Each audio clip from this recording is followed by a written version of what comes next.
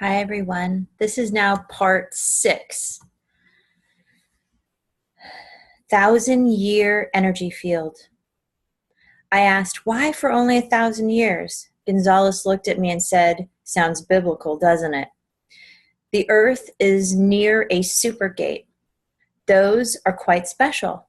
And David Wilcock says, I checked on this data point for the Ascension mysteries and found NASA data confirming that there is a huge plasma chimney near our sun that may head out to neighboring galaxies or to a neighboring galaxy.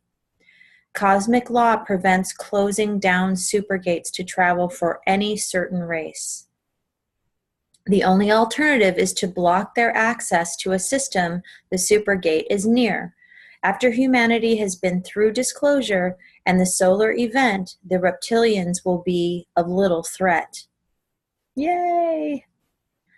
I asked, who manages this energy field for the 1,000-year period? He stated, the 1,000-year energy field seemed to be a natural part of the cosmic web's cycles and energy flow.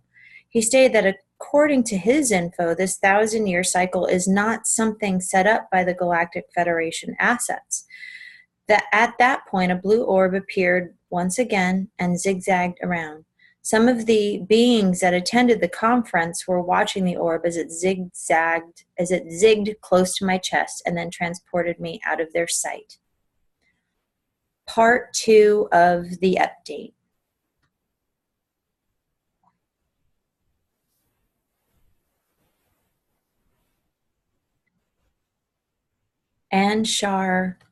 The Anshar Temple Complex.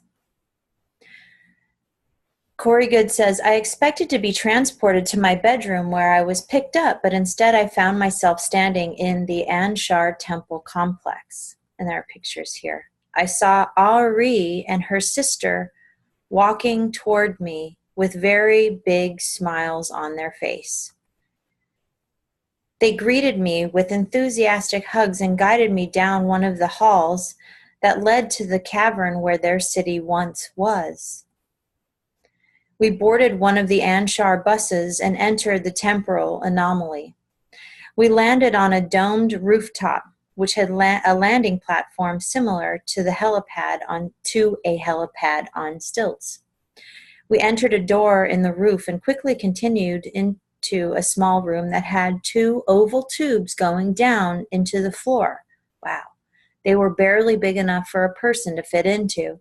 The delegation I was with began to stand in the tubes and float downward 2 by 2. When it was my turn, I stepped into the tube expecting to drop. I felt like I was on firm ground, even though I could see the head of one of the delegates disappearing below me. When I went down, I had the exact same sensation as if I was going down an elevator. We walked through the building where there were a number of Anshar walking around and performing their daily business. Flying like Superman. I noticed an area up ahead where people were entering. They looked as if they were coming and going through a solid wall with no doors. We followed a group out through the exit. I felt a quick, static tingle as we passed through the wall. When we came out and looked around, I noticed we were in more of a rural-looking area of the Anshar city. We walked down onto a very narrow street which revealed Anshar of all ages walking and flying around like Superman. It was quite stunning to see. I noticed the inhabitants smiling as they were bustling around doing their normal routines. Wow. There was very little noise pollution or even sounds of people making the types of background noises that I'm accustomed to hearing. It was very quiet and very serene. I was then guided to a very large domed building that was a community living area where Ari and her sister lived. Growing opportunities. I was told that I was going to be prepared for upcoming growing opportunities, in quotes, that I would be presented with in the next year. And David Wilcock says, this usually means some type of difficult karma that you have to work through on your spiritual path. Suffering is seen as an opportunity in the Law of One. They would also prepare me to greet the guardians in a ceremony in the near future. Wow. I was told to keep this information and the bulk of the conversations I have with her people to myself for now. David Wilcock says, some of what he received was personal for me. I found it incredibly interesting, and it has completely changed how I am writing Awakening the Dream. Awakening in the Dream. I guess that's David Wilcock's new book. I was informed that I was being allowed to stay with the Anshar for a short period of time during this preparation. I would be brought back for a longer period of time later in the year. I was concerned about not having clothing or toiletries with me. Henri noted my concern without me even communicating this. She responded by saying, "We will provide for all of your needs."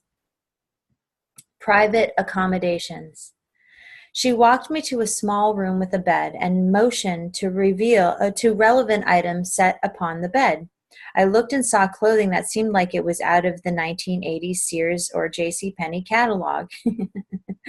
There was also a small bag of toiletries that had items looking equally as old. I was with them for what seemed like a couple of days. I had to take a normal sleep cycle on 2 different occasions while I was there.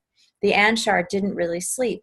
They just spent 40 minutes or so in one of the egg-shaped chairs every few days. And there's a picture of that. During my stay, while sitting around in a circle of the egg-shaped chairs, learning to access their neural network, Gonzalez walked into the room. He looked exhausted and a bit thin and gaunt. Gonzalez and the Giants. He seemed to know I was in the room and was looking around for me. I stood up and walked towards him with a cautious look on my face. He saw me walking towards him and dropped into one of the empty chairs close by. I sat in a chair, interfaced with it, and guided mine towards his. I told him he looked like hell. His response was that hell is basically where he had just come from. I was immediately curious and asked him to explain. He told me that he had been dealing with a group of red-haired giant refugees for over a year now. He said that most of these beings are heavily traumatized and very unpredictable.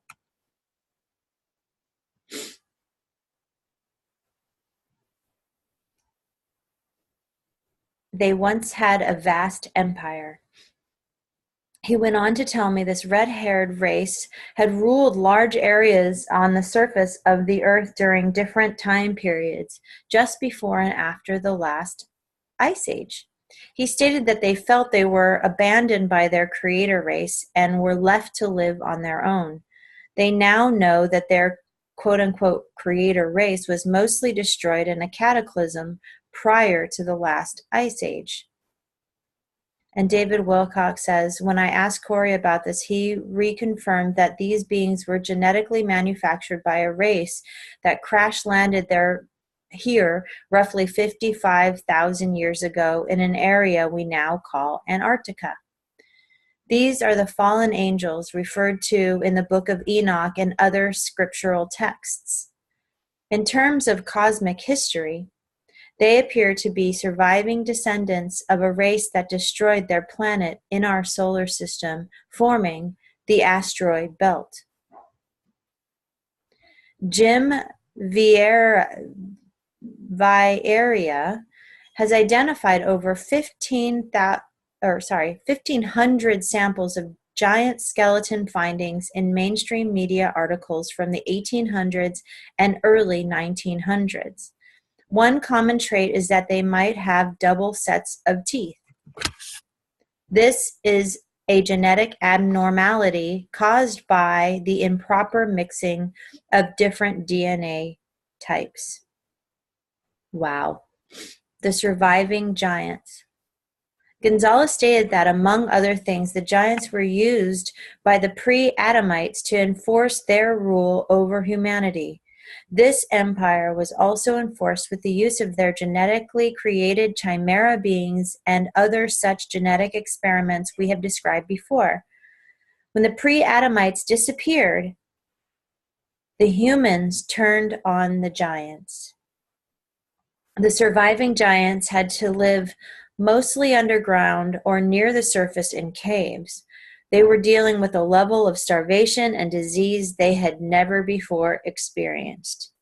They would go on hunting parties to obtain any meal that they could. Many of these hunting parties would come back with human captives who they would then eat one at a time.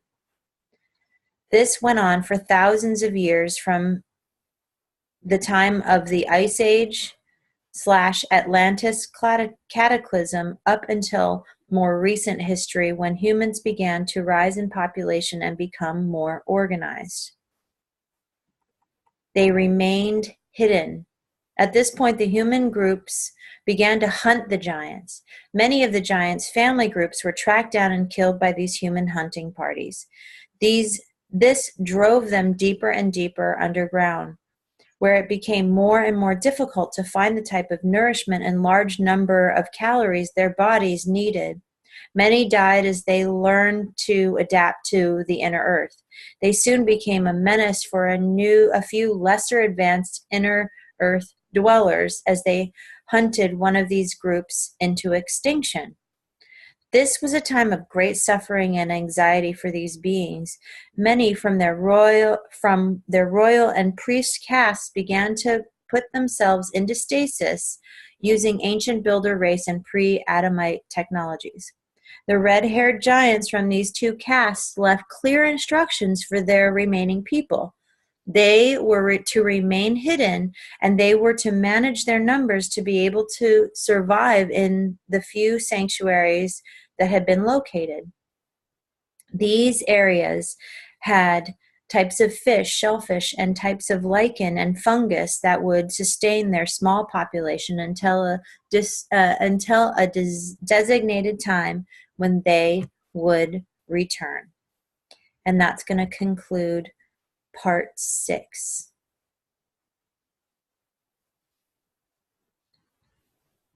Actually, yeah, I think that's part 6. Okay. Sorry if I'm confusing you. Back at the next part.